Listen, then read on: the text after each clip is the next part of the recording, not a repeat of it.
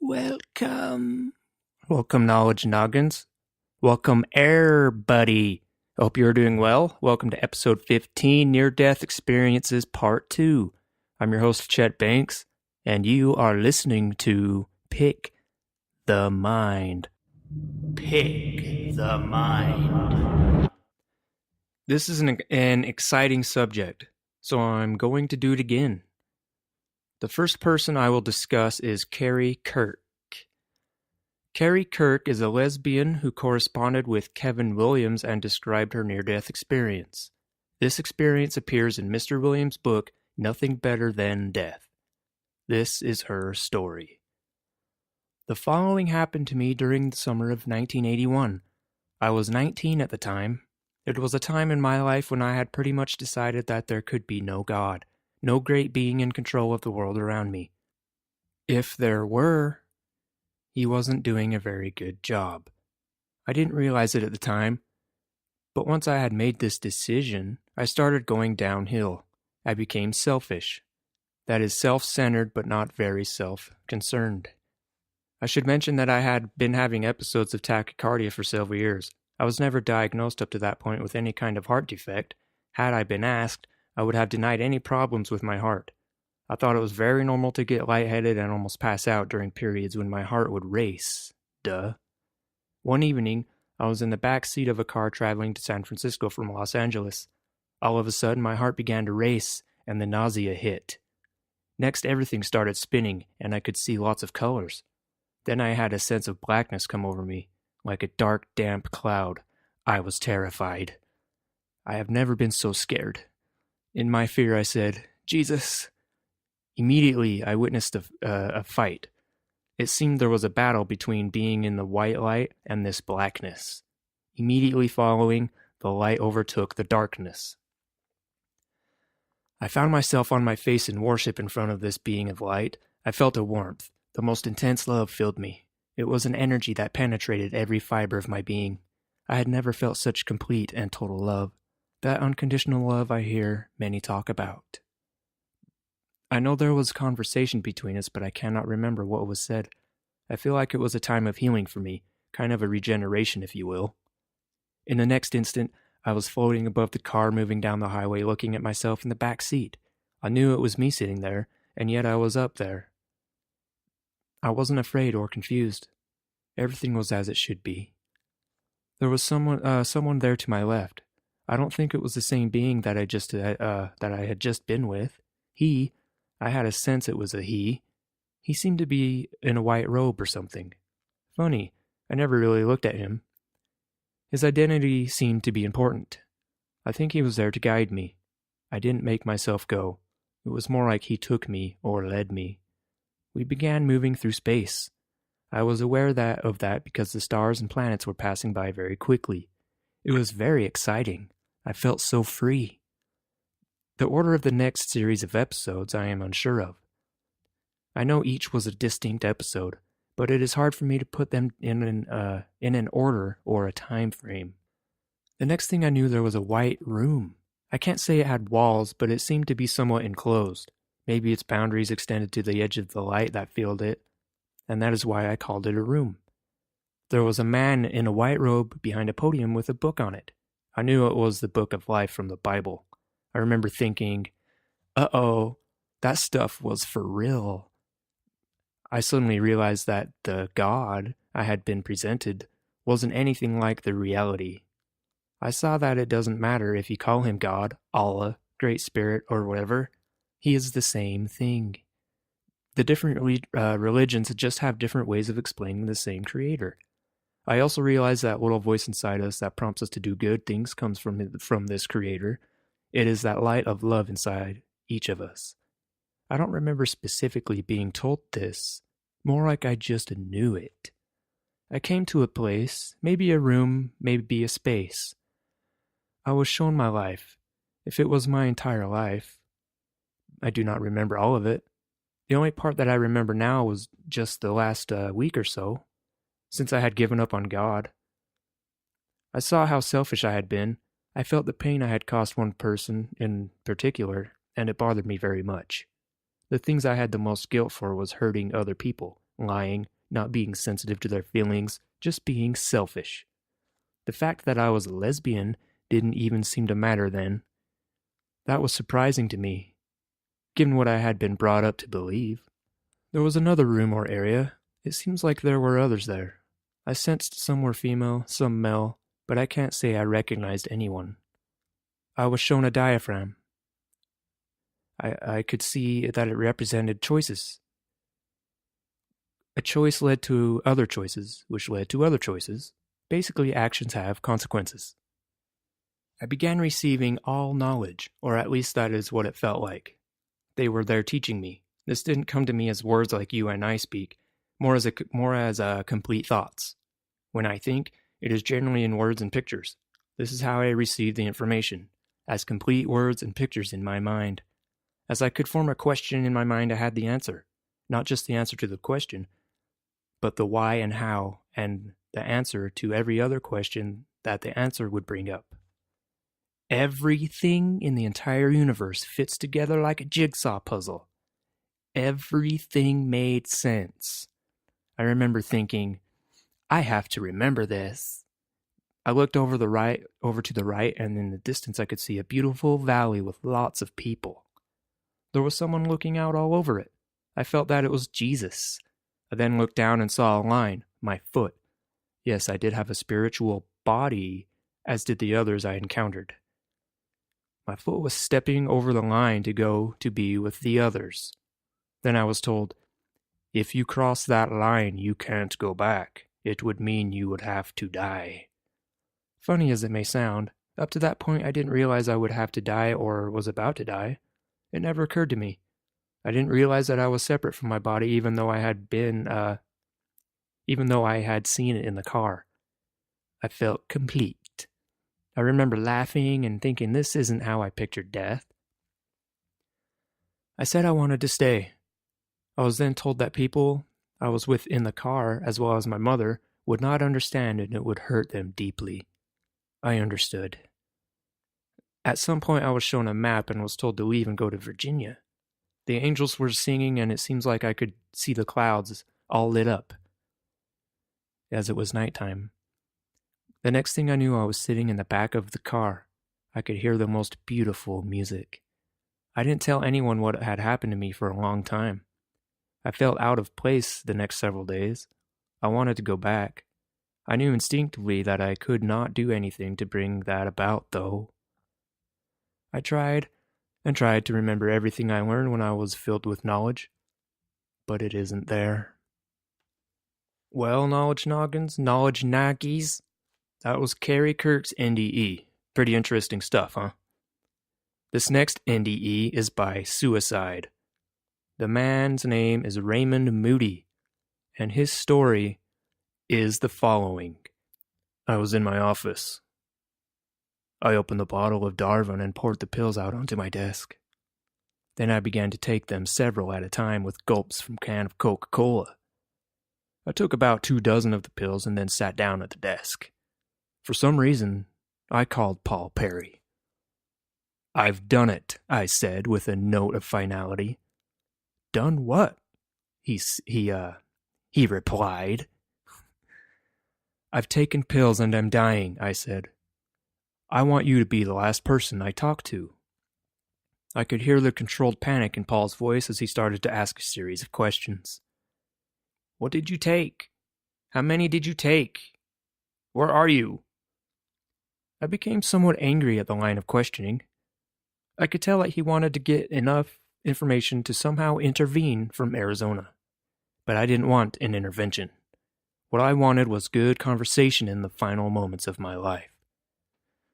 Look, Paul, I have researched death, and I know it's nothing to be afraid of.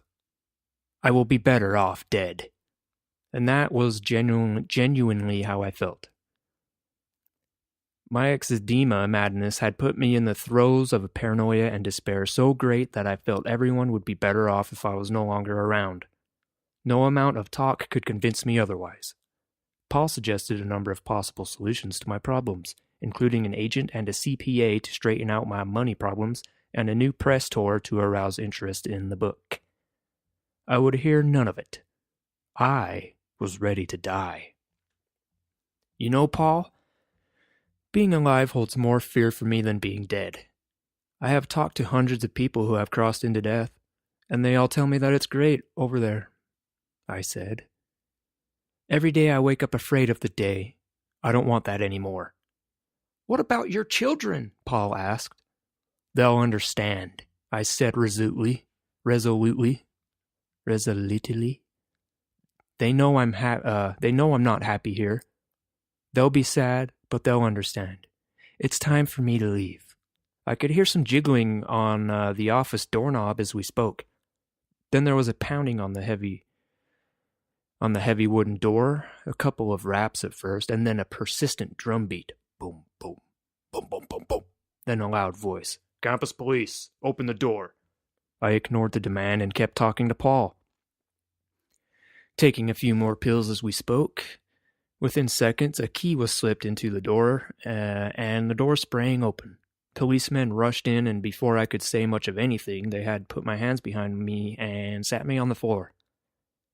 One of the policemen picked up the phone and began to talk to Paul. Apparently, Paul asked about the presence of pills because the policeman began to count the pills on the desk. When he did that, he dropped the phone on the desk, and from his police radio, he dialed 911. An overdose of Darvin has little effect on a person until it reaches a critical blood level. Then the painkiller overwhelms the heart-beating mechanisms and quickly stops it cold. A dentist friend who had seen someone overdose on Darvin said it was like falling off of a table. The person was operating fine until he just dropped to the floor. I knew that the same thing would happen to me shortly. All I had to do was wait. I sat patiently on the floor as the EMTs charged up the stairs with their gurney and equipment. Are you okay? Asked one of the EMTs. Sure, I said, and I was. Never better, actually. I was not afraid of death, but I had obviously become very afraid of life. Things began to happen fast after that. My chest felt very heavy, and I had the feelings of slipping into a dark blue place. They hoisted me onto the gurney and strapped me in and rolled me quickly down the passageway to the waiting ambulance. As they loaded me into the ambulance, the world around me began to fade. The concerned EMT was in my face, trying to keep me awake.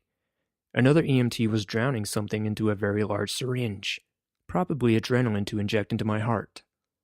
Better get going, shouted one of the policemen as he slammed the rear doors. I could feel the ambulance accelerate, hitting speed bumps hard as we headed for the hospital. An elephant was sitting on my chest. My eyes were closed, or at least I think they were. Either way, I could see nothing. My heart stopped. What happened next is almost indescribable, but I will do my best to make it less so. I could feel myself separate from the world around me. In a funny way, it was almost like cellophane being pulled off of a smooth surface, one reality separating from another. I sensed spirits around me, helpful presences, who were there to guide me through this separation. I tried to see these spirit guides, but I could not make them out because I was surrounded by a light that was not of this world. I could hear them speaking, and although I couldn't make out what was being said, their presence was soothing and calm, and I felt a radiant love from them.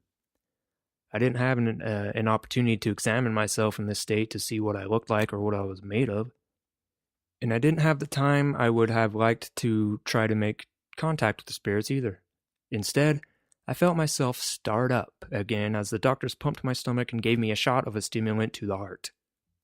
The light went away, the spirits were there no more, and I came to in an emergency room. That's what it's all about, I said to myself as I lay there on the bed. I didn't feel I'd been dead long enough to have a classic near-death experience, but at least I got close enough to see the city limits. I was oddly pleased. After defining, naming, and studying near-death experiences, I could now say I had one, and yes, it was real. I lay in the bed reliving the experience. There was nothing unreal about it. If anything, it was almost mundane, as though I had opened a door and walked into a strange room. I wondered what would have happened if my heart had been stopped longer. Would the spirit beings around me have become visible? And were they people I knew and loved? Would the light have changed and become a palpable, mystical light so many talk about? Would my life have come back to me in review? Would I have been introduced into a life after life? I puzzled over these questions for some time and then settled on what I knew, that an extraordinary transformation of consciousness had taken place at that point of death.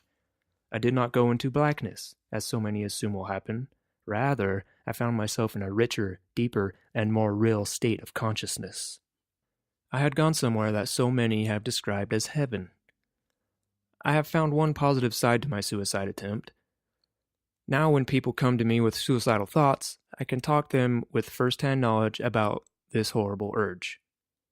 I freely share my own story of attempted suicide and tell them why I am glad I didn't succeed. I also bring in the data about people who have tried to commit suicide and had near-death experiences before being revived. These people say they will never again try to kill themselves, not because they fear going to hell, but because they have learned that life does have a purpose. Well, amen! That is Raymond's story. It's a good story. Suicide is serious shit, knowledge noggins. Remember to speak up to someone if you're contemplating killing yourself, because I believe life does have a purpose. And you are just going through some really tough trials that God has in place for you, so you can learn from them. If it isn't your time, God will let you know that, and He will send your ass right back if it's not. So just be tough, and let this life of yours finish what it has to finish. Okay, knowledge noggies? This next NDE is by another suicide attempt, but there is no name associated with this story, so I suppose we can make up a name. Why not? Let's say his name is let's say his name is Bill Big Sack. All right then, Bill Big Sack. Here is Bill Big Sack's story. After 38 years of the pain, terror, and shock of the momentous night in October 1960 still haunts me. Harder to explain is the awareness of God's unlimited mercy and forgiveness which followed my suicide attempt and continued right up to the present day. What I am about to relate is definitely not hallucination or self-deception. I relate what happened and hope it may help someone somewhere to recognize and welcome God's presence in his or her own life at the time when death may seem to be the only way out. If 38 years ago anyone had said I would walk the treacherous path of lost faith to the very pit of hell, I would have laughed. I had recently married back in 1948, a beautiful woman by the name of Pat. She was a popular girl and I felt very privileged to have won her. I was busy working on my goals as an accountant and was too busy admiring the silver lining that I couldn't even see the gathering storm clouds. In the ensuing years, all my hopes, dreams, and bright prospects eroded. Once a moderate and occasional social drinker, I started drinking more and more heavily, and before I realized what had happened, I had fallen over the edge into serious alcohol abuse. The edge was hell of lost faith, fears, impotence, and self-pity. After only 7 months of what I thought was the perfect marriage, I found out my wife was cheating on me, and that drove me further into withdrawal and booze. I, too, was to be blamed in wrecking our marriage. Every time a new affair came to light after that, whether it was just a short affair or a year-long romance, I said many hurtful things and did all I could to make her feel very guilty. Even so, she was out on a date when I finally decided to do something about what I viewed as completely hopeless and a degenerating situation. With Pat gone, probably for the night, I tucked our 2 boys and little girl into bed and listened to their prayers. Prayers at the time somehow seemed shallow and senseless to me. I found no assurance or hope in prayer. I had become a devout atheist. When the children were sound asleep, I collected the materials of what I thought of as my final escape. 2 bottles of sleeping tablets and a prescription bottle from the medicine chest, tranquilizers I had hoarded. With the addition of the 3 bottles of booze, I thought I had everything I needed to make my great escape. I recall the doctor telling me not to mix booze with these pills or it could kill me. Back then, I had no desire to die, but still, the conversation had planted a suicidal thought. I wrote a suicide note and shook out 5 tranquilizers. I mixed the drinks together with the liquor, and I toasted my wife's vacant chair. "Here's to nothing. Make that nothingness." The capsules slipped down easily, and the false warmth of the booze surged through me. On my way, I thought, and there was no turning back. My second drink finished off the tranquilizers, and my fingertips and toes began to tingle. Well, maybe the pills aren't going to work after all, I said to myself. I felt not drunk, but just a little dulled and a little lightheaded. I had a nagging fear that it would be stopped in my attempt as I had been in everything else I had come to consider important. So I downed another handful of sleeping pills. My hand was still steady as I poured the last of my bourbon. What can I do? What will I do if this doesn't work? I felt a burning sensation building in my stomach. My drinking habit had gotten so strong that a couple of drinks with lunch, a bracer on the way home, and 2/5 of vodka or bourbon when I finished off the evening were really hardly sufficient to dull my pain and frustration. I don't want to wake up with just another hangover and all my problems still gnawing at me. I don't want to wake up ever. I finished off all the booze and the pills and began to see a dark cloud-like formation, and it was coming towards me. It was coming right through the ceiling of my kitchen and came in and engulfed me. I felt myself moving through this tunnel at a very fast rate. I saw a light at the end of the tunnel and was wondering if this is where I was going. I didn't know if I was dead or alive at that point, but I do recall looking back at myself, passed out on the kitchen floor as I lay there completely oblivious to this other part of me which seemed to be heading towards something. Is this what death is? I wondered. No, came an answer from somewhere. I was shocked to see a being of incredible beauty, radiating great love, great compassion and warmth. It was a being of beautiful bright white light which had silver threads emanating from the center. I was hesitant to say anything, and then I realized that my thoughts were being read by this incredible being of light.